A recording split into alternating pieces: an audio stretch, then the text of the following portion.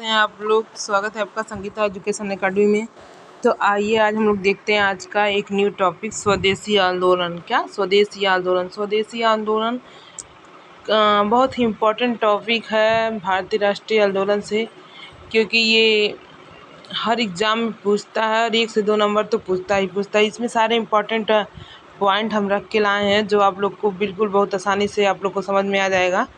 तो देखिए, स्वदेशी आंदोलन। सबसे पहले देखिए स्वदेशी आंदोलन के कारण क्या है, आखिर स्वदेशी आंदोलन हुआ क्यों था। तो सबसे बड़ा इसका कारण ये है कि बंगाल विभाजन 1905 में बंगाल विभाजन का निर्णय लिया गया। उस वक्त भारत का वायसराय ये करजन था। करजन बहुत बड़ा चट्टा था। ये करजन की वजह से बंगाल विभाजन की नीतियां रखी गई, जो स्वदेशी आंदोलन का मुख्य कारण बना। इसमें स्वदेशी आंदोलन को जब ये बंगाल विभाजन कर रहा था, तो जब भारतीयों ने विरोध किया तो इसने कहा कि केवल प्रशासनिक कारणों के लिए प्रशासनिक कारणों के लिए बंगाल विभाजन किया जा रहा है, ताकि जनता में आक्रोश ना फैले। लेकिन इनका मुख्य उद्देश्य क्या था? इनका मुख्य उद्देश्य था राष्ट्रीय चेतना को भंग करना, मतलब राष्ट्रीय एकता को भंग करना, भारत के लोगों को छिड़काना, जैसे कि फूट डालना और शासन करना। इनकी मुख्य नीतियाँ क्या थी? फूट डालना और शासन करना, एक दूसरे से विरुद्ध करना, हिंदू मुस्लिम के एकता को तोड़ना इनका मुख्य कारण था। लेकिन जबकि इसने नाम क्या दे दिया बंगाल विभाजन को? प्रशासनिक। आप लोग याद रखिएगा, पूछता है बंगाल विभाजन को क्या नाम देकर करजन ने बंगाल विभाजन करना चाहा, तो प्रशासनिक। लेकिन इनका मुख्य उद्देश्य क्या था? राष्ट्रीय चेतना को भंग करना, फूट डालना और शासन करना। तो ये सबसे बड़ा कारण बना स्वदेशी आंदोलन का, बंगाल विभाजन। तो फिर देखिए, बंगाल विभाजन को 2 भागों में बांट दिया गया, जिसको पहले पश्चिमी बंगाल और पूर्वी बंगाल के नाम से रखा गया। पश्चिमी बंगाल में अधिक हिंदुओं को कर दिया गया, पूर्वी बंगाल में अधिक मुसलमानों को कर दिया गया। इन भारत की एकता को तोड़ना था इनका मुख्य उद्देश्य, क्योंकि अंग्रेज डर चुके थे।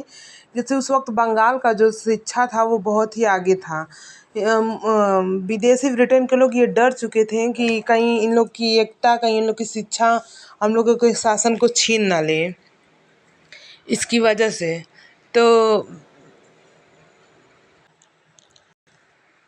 करजन के द्वारा इस नीतियों के कारण गोपाल कृष्ण गोखले ने इसकी तुलना औरंगजेब से किया। मतलब करजन जो बहुत बड़ा चट्टा था, वो इस जो इसकी हड़प नीति थी, जो ये फूट डालो और शासन करो, इसकी जो ये नीति थी, इसकी तुलना गोपाल कृष्ण गोखले ने औरंगजेब से किया है। आप लोग याद रखिएगा, पूछता है गोपाल कृष्ण गोखले ने करजन की तुलना इस नीतियों के कारण किससे किया है, तो औरंगजेब से किया है। अब देखिए, ये तो समझ हमें आ गया होगा कि स्वदेशी आंदोलन के कारण क्या थे। तो सब स्वदेशी आंदोलन का मुख्य कारण बंगाल विभाजन था। अब देख लेते हैं स्वदेशी आंदोलन क्या हुआ, कब शुरू हुआ, कैसे प्रस्तावित किया गया, कहाँ शुरू किया गया, कौन इसका बहिष्कार किया, इसका उल्लेख कहाँ पे है। एकदम मुख्य बिंदुओं को आप लोग के लिए चुन के लाए हैं, तो कि आप लोग को समझने में कोई दिक्कत ना हो। तो हम देखिए, स्वदेशी आंदोलन मतलब सबसे पहले समझ लीजिए स्वदेशी का मतलब क्या होता है। स्वदेशी, स्व मतलब स्वयं और देश मतलब अपना देश, मतलब स्वयं के देश के वस्तुओं को उपयोग में ले आना स्वदेशी आंदोलन कहलाया। मतलब विदेशी वस्तुओं का बहिष्कार करना और स्वदेशी वस्तुओं को अपनाना ही स्वदेशी आंदोलन कहलाया। यहाँ पे शिक्षा से लेके कपड़े, गहने, वस्त्र सब त्याग दिया गया। विदेशी सब स्वदेशी वस्तुओं को अपनाया गया। तो देखिए, इसका प्रस्ताव कहाँ रखा गया। सबसे पहले स्वदेशी आंदोलन का प्रस्ताव कहाँ रखा गया, तो ये रखा गया कोलकाता के टाउन हॉल में, जिसका सुरेंद्र नाथ बनर्जी थे जिन्होंने इसको प्रस्तावित किया। टाउन हॉल में पूछता है ये क्वेश्चन, स्वदेशी आंदोलन को सबसे पहले कहाँ प्रस्तावित किया गया, तो कोलकाता के टाउन हॉल में सुरेंद्र नाथ बनर्जी के द्वारा। इसका शुरुआत कब किया गया? 7 अगस्त 1905 को। बहुत इंपॉर्टेंट डेट है दोस्तों। आप लोग बार बार पूछता है स्वदेशी आंदोलन की शुरुआत कब हुआ, तो 7 अगस्त 1905 को। और फिर ये कहाँ इसे प्रस्तावित किया गया था? कोलकाता के टाउन हॉल में। इसका बहिष्कार सबसे पहले कौन किया था? तो कृष्ण कुमार मित्र। कौन? कृष्ण कुमार मित्र, जो ब्रह्म समाज की एक पत्रिका आती थी पहले, संजीवनी, उसके संपादक थे। और इसका उल्लेख, स्वदेशी आंदोलन का उल्लेख कहाँ मिलता है? अगर हमको पढ़ना रहे, हमको खोजना रहे, तो हम किस बुक में जाके इसको ढूंढेंगे? स्वदेशी आंदोलन का रविन्द्रनाथ टैगोर के एक पुस्तक में गोरा वो घर बायरे, ये उनकी पुस्तक का नाम है जिसमें स्वदेशी आंदोलन का उद्देश्य उल्लेख मिलता है। ये पुस्तक एग्जाम में स्वदेशी आंदोलन का उल्लेख कहाँ मिलता है? तो रविन्द्रनाथ टैगोर के एक पुस्तक में, गोरा ओ घर बायरे, इस पुस्तक का नाम याद रखिएगा आप लोग। फिर इसके नेतृत्वकर्ता, मतलब जगह जगह से इसके नेतृत्वकर्ता कौन कौन थे? तो देखिए, इसके मुख्य नेतृत्वकर्ता गरम दल के नेता। तब ये गरम दल नरम दल में विभाजन नहीं हुआ था, लेकिन हम आप लोग को बता देते हैं। गरम दल के नेता इसमें मुख्य रूप से चढ़ बढ़ के भाग लिए थे, जो लाल, बाल, पाल और घोष।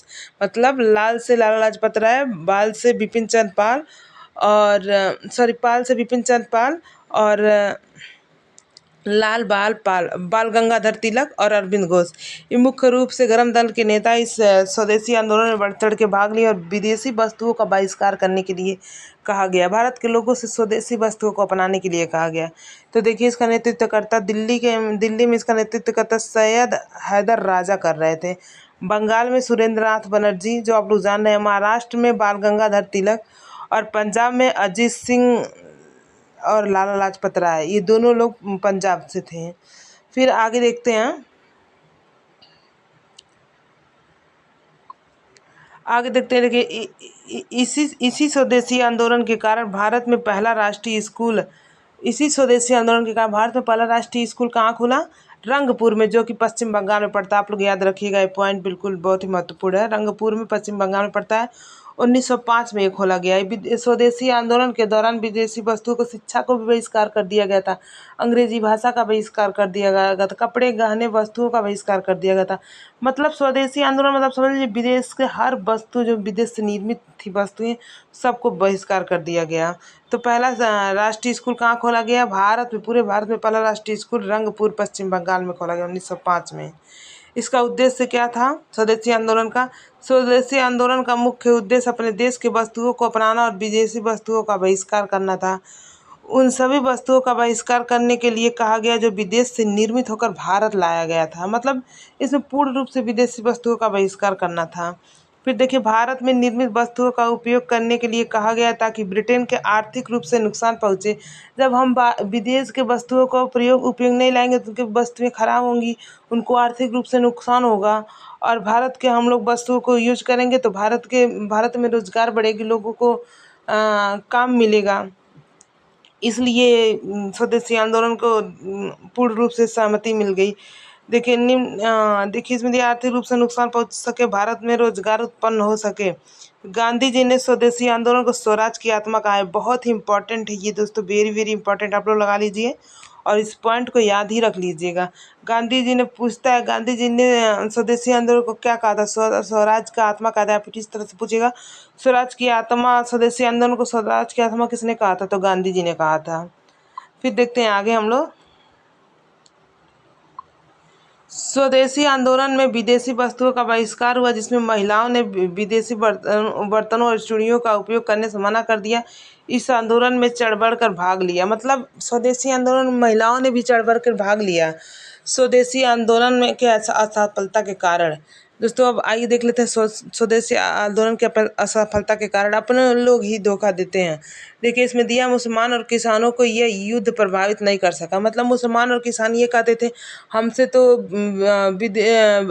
ब्रिटेन लोगों से कोई दुश्मनी ही नहीं है, हम तो किसान हैं, हम तो अपने खेती करेंगे, तो हमें क्या इस आंदोलन से, मतलब ये लोग मतलब साथ नहीं दिए आंदोलन में, इसलिए आंदोलन अप्रभावित हो गया, उतना सफल नहीं हो पाया जितना इसको आंदोलन को सफल होना चाहिए था।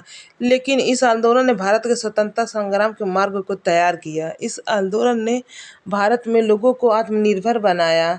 स्वदेश की वस्तुओं को जानने मानने के उनको अवधारणा समझ में आई। मतलब इनको रोजगार में पूर्ति हुआ। तो आई होप आप लोग को स्वदेशी आंदोलन समझ में आया और बंगाल विभाजन उसका मुख्य कारण बना। अगर वीडियो पसंद आए तो लाइक कर दीजिएगा, चैनल को सब्सक्राइब कर लीजिएगा और अपने दोस्तों के पास शेयर कर दीजिएगा। Thank you.